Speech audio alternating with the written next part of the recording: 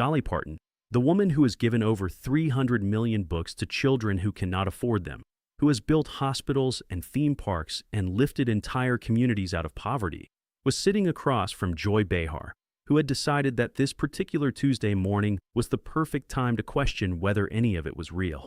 What Joy Behar didn't understand, what she couldn't possibly have known sitting in her comfortable chair with her prepared notes and her practiced smirk, was that Dolly Parton had survived things that would have destroyed most people.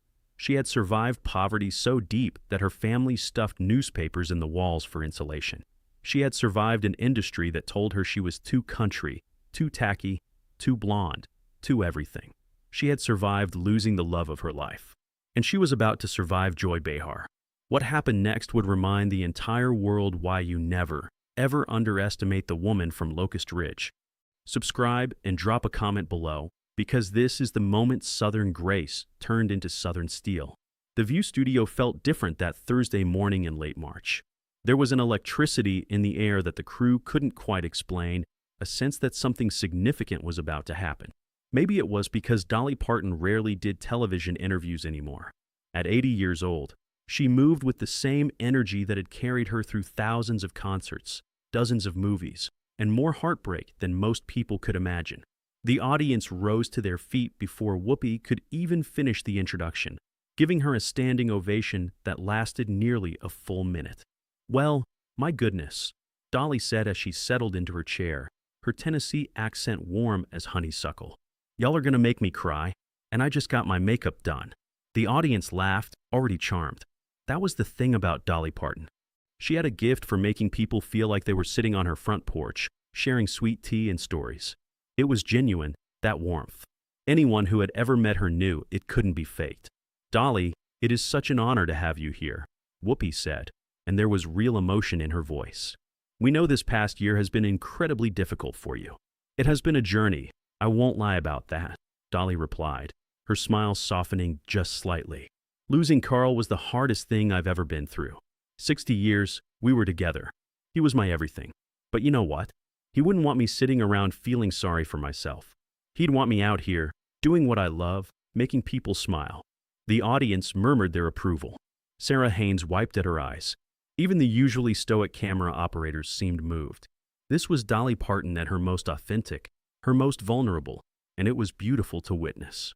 Joy Behar had been quiet through all of this, watching with an expression that was difficult to read.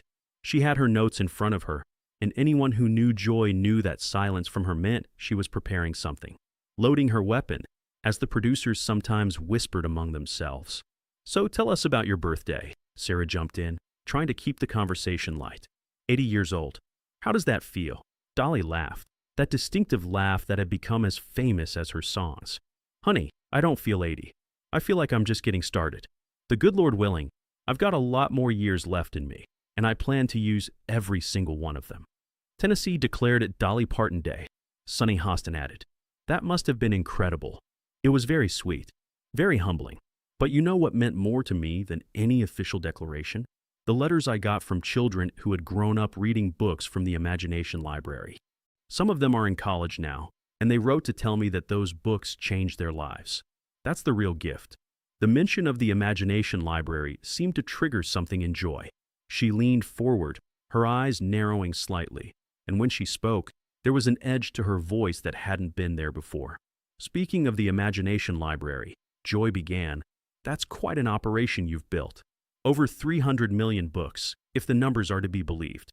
Some might say that's a very effective tax write-off strategy." The temperature in the studio dropped several degrees. The audience stirred uncomfortably. The other hosts exchanged quick, worried glances. But Dolly's smile never wavered. If anything, it became more fixed, more deliberate. "Well, Joy, I appreciate your interest in my charitable work," Dolly said, her voice still sweet, but with something new underneath it. "The Imagination Library was started because my daddy couldn't read or write, and it broke his heart his whole life. Before he died, he told me it was the most important thing I'd ever done. So no, honey, it's not about tax write-offs. It's about making sure no child has to feel the shame my daddy felt." The audience applauded, but Joy wasn't backing down. If anything, she seemed energized by the pushback. "But let's be honest, Dolly. You've built quite an empire around your image. Dollywood, the hotels, the restaurants, the merchandise. At some point, the charity becomes indistinguishable from the brand, doesn't it?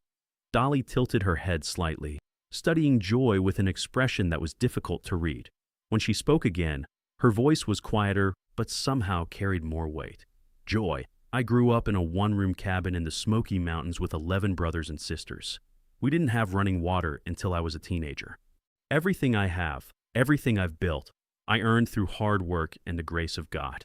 And yes, I've been blessed with success, but I've also given away more money than most people will ever see. The Imagination Library alone has delivered 314 million books to children who couldn't afford them otherwise. 3.4 million books go out every single month. 1 in 7 children under 5 in this country receives books from my program. She paused, letting those numbers sink in. So when you ask me about my empire, I want you to understand something. That empire exists so that little girls like the one I used to be can dream bigger than the mountains that surround them. If that bothers you, well, I don't know what to tell you. The audience burst into applause again, louder this time. But Joy was undeterred.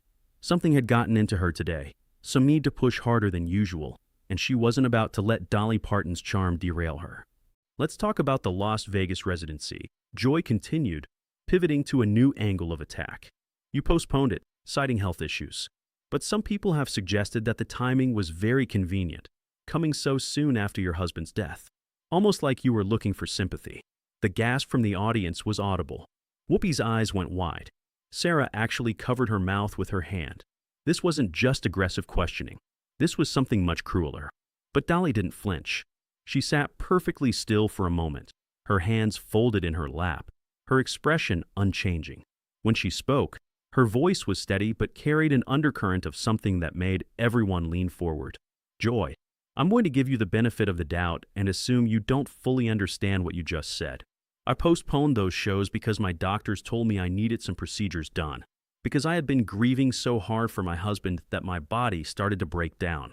Because 60 years of loving someone and then losing them takes a toll that you can't possibly understand unless you've been through it. She leaned forward slightly, her eyes locked on Joy's. I have never, in my entire career, used personal tragedy to generate sympathy. I have never, not once, tried to profit from my pain. When Carl died, I released a song called If You Hadn't Been There because I needed to honor him, needed to put into words what he meant to me. I didn't do it for publicity. I did it because that's how I process things. Through music, through words. That's who I've always been. Joy shifted in her seat, clearly uncomfortable with the intensity of Dolly's response, but she pressed on. But you have to admit, the timing of everything, the tribute song, the emotional interviews, the postponed shows, it all adds up to a very effective narrative. A grieving widow bravely carrying on. It's good for the brand. Something changed in Dolly's face. It was subtle, so subtle that the cameras almost missed it, but anyone who was watching closely could see it. The sweetness drained away, replaced by something harder, something older, something that had been forged in poverty and heartbreak and decades of people underestimating her. Joy, Dolly said, and her voice was different now. Not angry, not loud, but somehow more powerful than before. I'm going to say something to you, and I want you to listen very carefully. The studio fell completely silent. I have been in this business for 60 years. I have been called every name you can imagine. I have been told I'm too country, too tacky, too blonde, too everything. I have had people question my talent, my intelligence, my worth as a human being. And through all of it, I have smiled and kept going, because that's what my mama taught me to do. She paused, her eyes never leaving Joy's face. But there is one thing I will not tolerate. Not from you, not from anyone. And that is someone questioning my love for my husband or suggesting that I would use his death to sell records. The words hit the studio like a physical force. Joy's face went pale. The other host sat frozen, afraid to move, afraid to speak. Carl Dean was the love of my life. He was the only man who ever looked at me and saw the real me, not the wigs and the makeup and the sparkles. He saw Dolly Rebecca Parton from Locust Ridge, Tennessee, and he loved her. He loved her for 60 years, through everything, through all of it. Dolly's voice cracked slightly, but she pressed on. When he died, a part of me died with him. I wake up every morning reaching for him, and he's not there. I talk to him throughout the day, even though I know he can't answer. I wrote that song because if I didn't put those feelings somewhere, they were going to destroy me. Not for publicity, not for the brand, for survival. She stood up from her chair, and for a moment, everyone thought she was going to leave. But instead, she walked closer to Joy, close enough that the cameras had to scramble to follow. You sit at this table every day, passing judgment on people you've never met, questioning motivations you don't understand, tearing down things you didn't build. And maybe that's your job. Maybe that's what they pay you for. But today, you crossed a line that should never be crossed. Joy tried to speak, but Dolly held up a hand that stopped her cold. I've given away hundreds of millions of dollars to causes I believe in. I've created thousands of jobs in communities that were dying. I've sent books to children who would never have had them otherwise. I've built hospitals and schools and programs that will continue long after I'm gone. And I did it all while smiling, while being gracious, while turning the other cheek to people like you who seem to think that kindness is just another form of marketing. She was standing directly in front of Joy now, and the power dynamic in the room had completely shifted. Joy, who was usually the aggressor, looked small in her chair, uncertain, off balance. So here's what I want to know, Joy. What have you built? What have you given? What will you leave behind when you're gone? Because from where I'm standing, all I see is someone who tears things down for a living and calls it journalism. The silence that followed was deafening. Joy opened her mouth to respond, but nothing came out. For the first time in anyone's memory, Joy Behar was completely speechless. You know what the difference is between you and me? Dolly continued, her voice softening slightly, but still carrying that edge of steel. When people are cruel to me, I try to understand why. I try to find the hurt underneath the meanness. I give them the benefit of the doubt. But you look for the worst in people. You assume that everyone is as cynical as you are, that every act of kindness must have an ulterior motive. She shook her head slowly, and there was something almost like pity in her expression. That must be an exhausting way to live. Always suspicious, always looking for the angle, never believing that people can just be good because being good is the right thing to do. Joy finally found her voice, but it was shaky, defensive. I was just asking questions. That's my job. No, honey. Asking questions is when you want to learn something. What you were doing was attacking. There's a difference, and you know it. Dolly turned to face the camera directly, addressing the audience at home. I want to say something to everyone watching. Life is short. I learned that lesson in the hardest way possible this past year. And when it's short, you have to decide what kind of person you want to be. You can be someone who builds things, who lifts people up, who tries to leave the world a little better than you found it. Or you can be someone who tears things down, who looks for the worst in everyone, who spreads more darkness than light. She turned back to look at Joy one final time. I chose a long time ago which kind of person I wanted to be. And every day, I try to live up to that choice. Even when it's hard. Even when people like you make it harder. Joy stood up abruptly, her face flushed, her hands trembling slightly as she removed her microphone. I don't have to sit here and be lectured by someone who thinks she's above criticism. I don't think I'm above anything, Dolly replied calmly. I'm just a country girl from Tennessee who learned early that you catch more flies with honey than with vinegar. But I also learned that sometimes you have to stand up for yourself, even if it means putting down the honey jar for a minute. Joy was already walking off the set, but Dolly's voice followed her. Joy, I want you to know something. I forgive you. I don't hold grudges. That's not who I am. But I hope, truly hope, that someday you find whatever it is you're looking for that makes you want to hurt people. Because there's got to be something missing in your life for you to be this way. And I'm sorry for whatever that something is. The words stopped Joy in her tracks for just a moment. She stood there, her back to the camera, and for a brief second, it almost looked like she might turn around, might say something, might acknowledge what had just happened. But the moment passed, and she kept walking, disappearing behind the stage curtain. Dolly returned to her seat with the same grace she had shown throughout the entire confrontation. Whoopi reached over and squeezed her hand, and Dolly patted it gently. Well, Dolly said, and there was a hint of her old sparkle returning to her eyes. That wasn't exactly how I planned to spend my Thursday morning. The audience laughed, more from relief than anything else, and then they began to applaud. It started slowly but built into something massive, a standing ovation that seemed to go on forever. Dolly sat there, accepting it with the humility that had always been her trademark, wiping at her eyes with a tissue that Sarah handed her. "I'm sorry y'all had to see that," Dolly said when the applause finally died down. "I try not to let things get to me, but some things are too important to let slide. Carl was too important. And my work, the work I've dedicated my life to, that's too important too." She looked into the camera one more time. "To everyone out there who's ever been doubted, who's ever been told your kindness isn't real, who's ever had someone try to tear down what you've built, I want you to know something. Keep going. Keep building. Keep being good, even when it's hard. The world needs more builders and fewer destroyers. And the destroyers, well, they tend to destroy themselves in the end."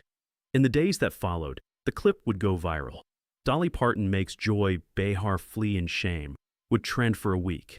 Her words about building versus destroying would be quoted in graduation speeches and shared on social media millions of times. The Imagination Library would see a surge in donations that would allow them to expand into 3 new countries. Parents across America shared stories of their children receiving books in the mail, of the joy on their faces when a new package arrived addressed just to them. Reba McEntire would post, "That's my friend. That's who she's always been. Gracious until you give her a reason not to be. I've known Dolly for 40 years, and I've never seen her anything but kind. But I've also never seen anyone foolish enough to question her love for Carl." Miley Cyrus, who had known Dolly since childhood as her godmother, would add, "My godmother is the strongest woman I know.